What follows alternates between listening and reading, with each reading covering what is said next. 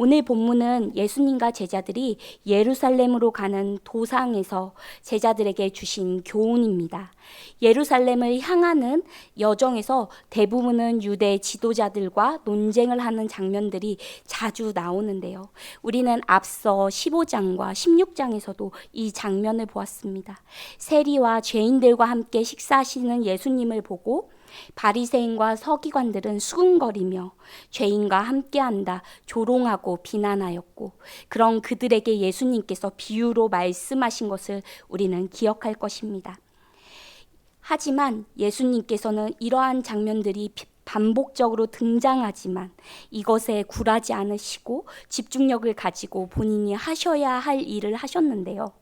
그것은 예수님께서 예루살렘에 곧 도착하시면 이제는 대제사장과 서기관들에게 넘겨져 죽임을 당하실 것이기 때문입니다.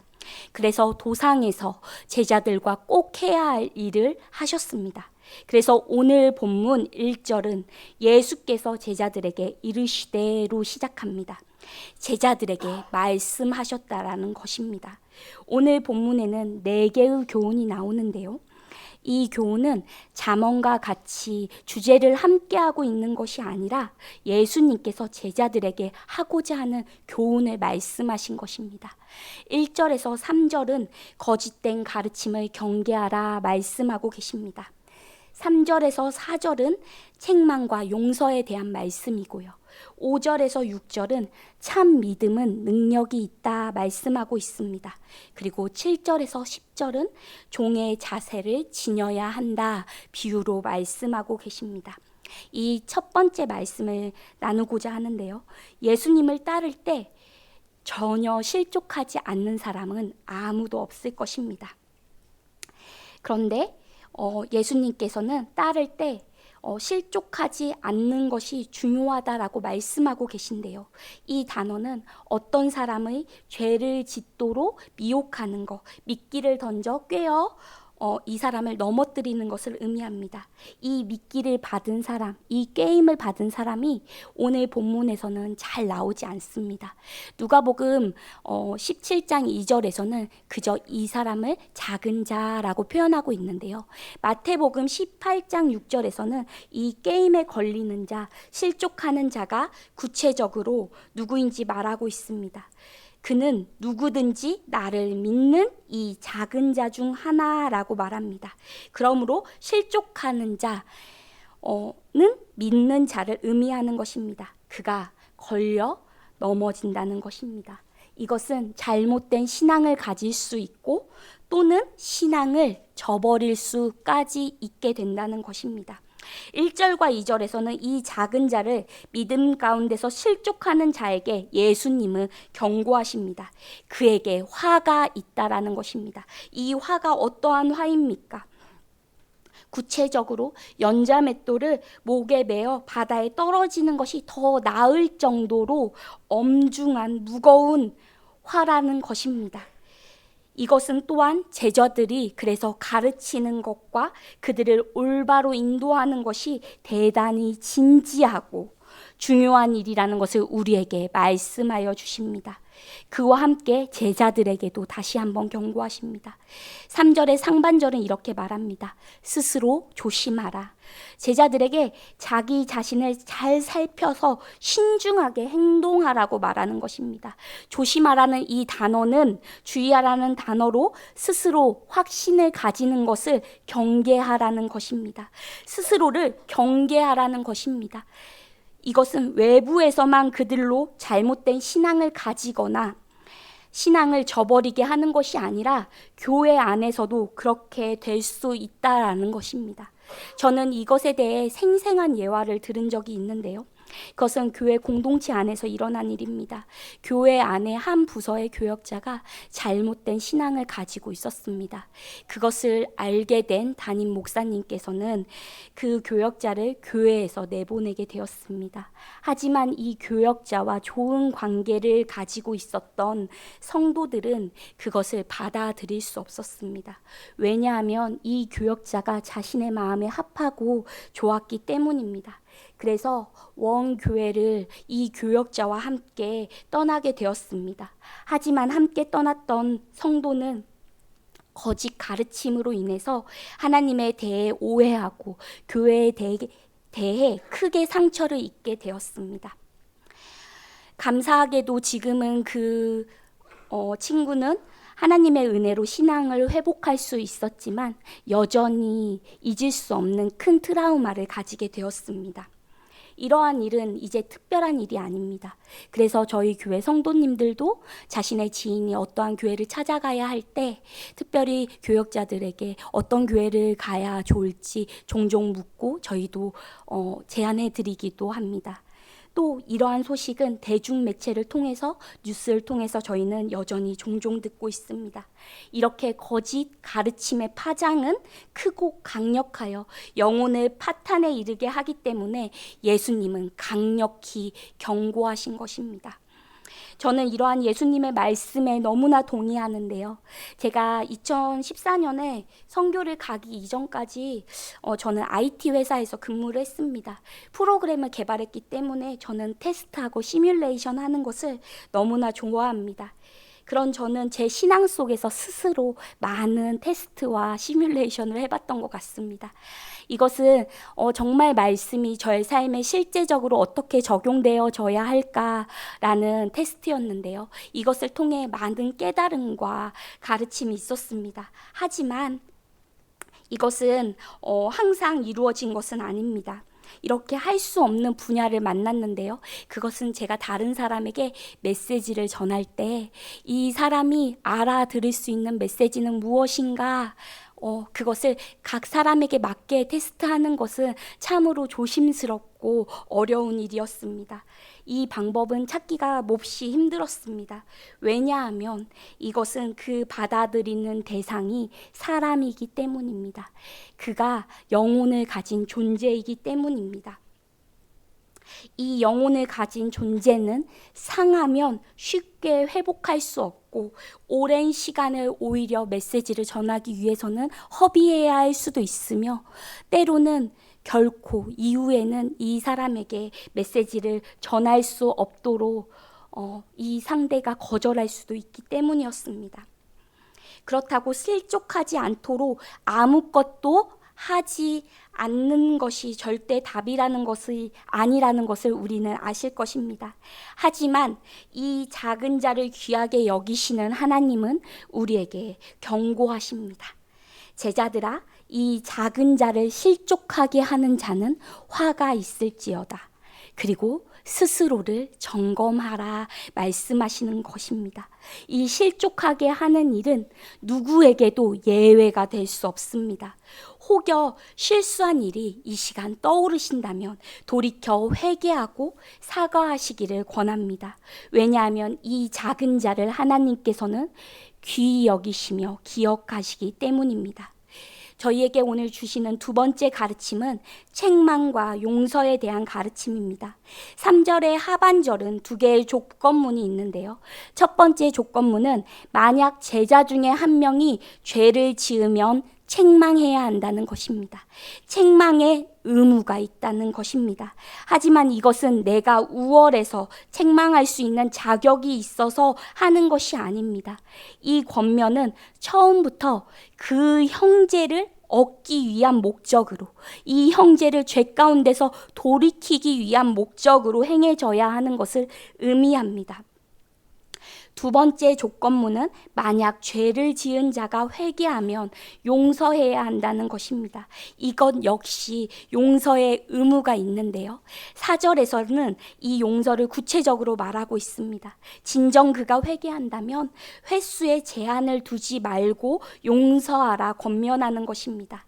하지만 이것의 강조점은 단순히 책망과 회개, 용서에 있지 않습니다. 이 말씀이 내포하고 있는 의미는 어떤 신앙의 공동체에서 한 사람이 행동의 책임이 다른 사람에게도 있다라는 것입니다. 이것은 이 시대가 말하는 것처럼 자신의 문제는 자신이 책임진다는 것이 아닙니다. 공동체가 연대 책임을 의식을 가져야 한다는 것입니다. 우리는 이것을 성경의 역사에서 보았는데요. 왕이 우상 숭배를 했을 때 백성들은 함께 우상 숭배를 하고 하나님께 함께 징벌을 받는 것을 보았습니다. 이것은 왕에게만 해당되는 이야기가 아닙니다.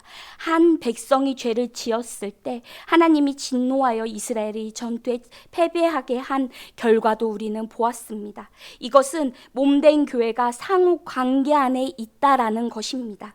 이 상호 관계 안에서 이들이 추구해야 하는 것은 공의와 사랑을 실천하라고 말씀하고 있는 것입니다. 우리는 삶 가운데서 관계가 상하지 않기 위해 상대의 잘못에 눈을 감아버릴 때가 있습니다. 그의 영혼이 죄의 습관으로 살아가는 것은 개인의 문제로 보기 때문에 눈을 감아버립니다. 하지만 성경은 우리에게 시대를 뛰어넘는 하나님의 가르침으로 권면합니다. 제자들의 행위는 상호 관계 안에서 이루어져야 한다는 것입니다. 하나님을 향하여 상호 관계 안에서 성장해 나가야 한다는 것입니다. 저는 이 말씀을 예수님께서 우리에게 이렇게 말씀하신다고 들었습니다. 제자들아, 너희는 한 몸이다. 서로의 관계 안에서 예수께까지 함께 자라나라 라고 말씀을 들었습니다. 세 번째 가르침은 참 믿음은 놀라운 능력이 있다라고 권면하고 계십니다. 5절에서 제자들은 예수님께서 자신들의 믿음의 분량이 부족함으로 믿음을 더해달라고 부탁합니다. 이에 예수님의 대답은 믿음에 대한 초점을 바꾸는데요. 6절을 저희 함께 읽도록 하겠습니다. 주께서 이르시되 너희에게 겨자씨 하나일 만한 믿음이 있었더라면 이 뽕나무더러 뿌리가 뽑혀 바다에 심기어라 하였을 것이요 그것이 너희에게 순종하였으리라. 아멘. 네, 예수님께서는 겨자씨 하나일 만한 믿음이라고 거론하고 계십니다. 여기에서는 믿음의 분량을 말씀하시는 것이 아니라 겨자씨만큼 작은 믿음이라도 있다면이라고 말씀하시는 것입니다. 이 믿음이 있었다면 나무가 뿌리 뽑혀 바다에 심겨지는 놀라운 일이 있었을 것이다 비유로 말씀하신 것입니다. 이것은 믿음이 있다면 놀라운 일이 일어난다는 것입니다. 이 놀라운 일은 나무가 순종하였으리라는 말인데요. 이 말은 이 뽕나무가 명령만 한다면 바다에 뛰어들어 심겨지는 그 일을 순종할 준비가 되었다라는 것입니다. 예수님은 이 말씀을 통해 제자들에게 참 믿음이 진짜 있다면 놀라운 결과들을 일으킬 수 있다라는 것을 제자들에게 참으로 가르치시기를 원하셨습니다. 저는 이 말씀이 필요한 자리를 종종 보는데요. 그것은 믿는 사람들이 걱정만 하는 것입니다. 기도하지 않는 것입니다. 기도하고 행하지 않는 것입니다. 우리는 기도한 후에 일어난 놀라운 일들을 이미 많이 알고 있습니다. 하지만 그것을 믿지 않기에 우리의 삶에서 우선 행하지 않는 것입니다. 걱정에 근심에 짐을 지고 있는 것입니다. 그런 이들에게 우리 오늘 말씀을 통해 예수님께서 이렇게 말씀하시는 것처럼 들렸습니다. 제자들아, 진짜 참 믿음에는 놀라운 능력이 있다. 이것을 행해 보아라 라는 말씀으로 들었습니다. 마지막 저희에게 주시는 가르침은요, 7절에서 9절인데요. AD 1세기에 주인과 종의 관계를 통해 예수님과 제자의 관계를 설명하고 계신데요. 제자들이 하나님을 섬기는 데는 이러한 필요한 자세가 있다라는 것을 실생활을 통해 보여주시는 것입니다. 본문에서 종이 나오는데요. 이 종을 둘로스, 노예를 의미합니다. 종은 밭을 치거나 양을 돌보는 것으로 자신의 일을 끝내고 돌아왔을 때 이때 종에게 수고했다 말하며 식사하라는 주인은 없다는 것입니다. 그가 바로 해야 할 일은 주인의 식사를 차리고 주인의 곁에 서서 주인이 식사를 잘 할 수 있도록 수종해야 한다는 것입니다. 이 예화의 초점은 종이 마땅히 가져야 할 의무감에 관해 말합니다. 종은 자신의 필요를 돌보기에 앞서 먼저 자기 주인을 섬겨야 한다는 것입니다. 저는 이 말씀을 준비하기 전에 앞서 말씀을 보며 염려했던 기억이 있습니다. 이것을 어떻게 전해야 할지 참으로 난감했습니다. 가만히 제 마음을 들여다보니 어느새 저도 종에게는 권리가 있는 것이 아닌가라고 생각하고 있는 제 마음을 발견했습니다. 이것은 주인이 어떻게 했다라고 초점을 두고 있는 것이 아닙니다. 요즘에 정말 그 몇 년 전부터 자주 들렸던 말씀인데요. 배려를 권리로 안다라는 그 말의 의미를 우리는 너무나 잘 알 것입니다. 그에게 우리가 배려하지만 상대는 그것을 자신의 권리로 안다는 것입니다. 종에게 주인이 배려할 수 있지만 우리는 그것을 권리로 주장할 수 없다라는 것입니다. 이 본문은 종의 의무에서 입장에서 본다면 우리는 조금 더 쉽게 이해할 수 있습니다. 예화의 마지막에 예수님은 질문하십니다. 저는 이 질문을 여러분들과 함께 나누고 싶은데요. 종이 주인이 명령한 대로 다 했습니다. 그리고 주인이 종에게 감사해야 합니까? 여러분 답해 주세요. 주인이 종에게 할 일을 다 했다고 감사합니다 라고 대답해야 할까요?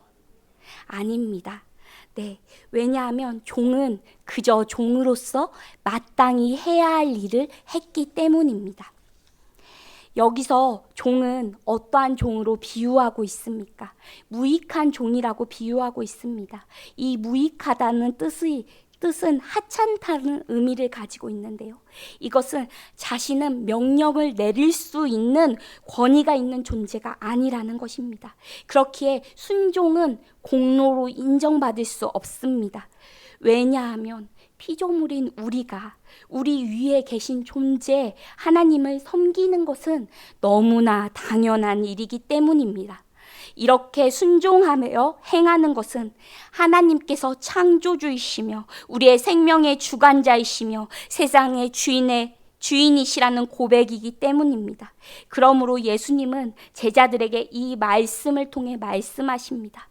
주인 앞에 종처럼 제자들아, 너희는 너희가 섬기는 하나님이 누구신지 알고 겸손히 행해라 라고 말씀하신다고 저는 이 말씀을 들었습니다. 말씀을 정리하고자 합니다. 예수님은 예루살렘 도성으로 올라가는 그 길에서 그들에게 자신을 따르라는 삶이 어떠해야 하는지 그 일부를 오늘 말씀을 통해 우리에게 가르쳐 주셨습니다.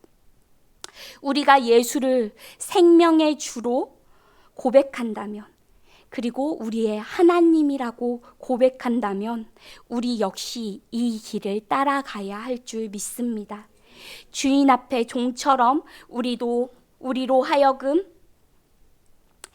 우리의 성도가 실족하지 않도록 주의해야 할 것입니다. 우리에게 맡겨진 자가 실족하지 않도록 주의해야 할 것입니다.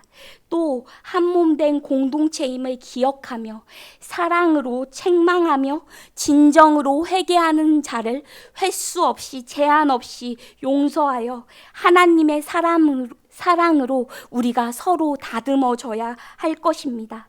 마지막으로 참 믿음으로 구하고 행하여 우리 일상에 하나님의 통치와 능력이 일어나는 축복이 제자로 부르시는 주님 앞에 아멘으로 순종하시는 모든 성도님 가운데 임할 것을 믿습니다. 살아계신 하나님 아버지, 참 감사합니다. 오늘 말씀을 통해 우리의 위치가 어디인지, 우리의 존재가 어디인지 다시 한번 알게 하셔서 하나님과 참된 관계로 바르게 살아갈 수 있게 우리를 가르쳐 주심에 참으로 감사합니다. 주인 앞에 종처럼 겸손하게 살아가는 저희들 될 수 있도록 주님 함께하여 주시옵소서. 하나님 앞에 항상 쓰임받게 해달라고 기도는 했지만 막상 하나님께서 우리를 부르실 때 하나님 지금은 아닙니다. 하나님 다음에 할게요. 미루었던 아버지 우리의 모습들을 다시 한번 돌아보게 됩니다. 하나님 불쌍히 여겨주시고 주께서 우리에게 맡겨주신 것을 우리가 감당할 수 있는 만큼 충성스럽게 감당해 나아가는 저희가 되어질 수 있도록 성령 하나님 아버지 함께하여 주십시오. 또 오늘 말씀을 통하여 작은 자를 귀히 여기시고 실족하지 않는 공동체로 우리를 부르신 것을 믿습니다. 성령 하나님, 우리가 행하는 그 모든 것 가운데 항상 이 하나님의 말씀을 기억하고 내게 주신 한 사람을 귀하게 여기며 정말 그가 상하지 않도록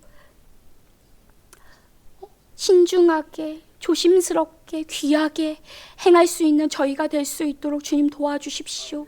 사랑으로 행할 수 있는 저희가 될 수 있도록 도와주십시오.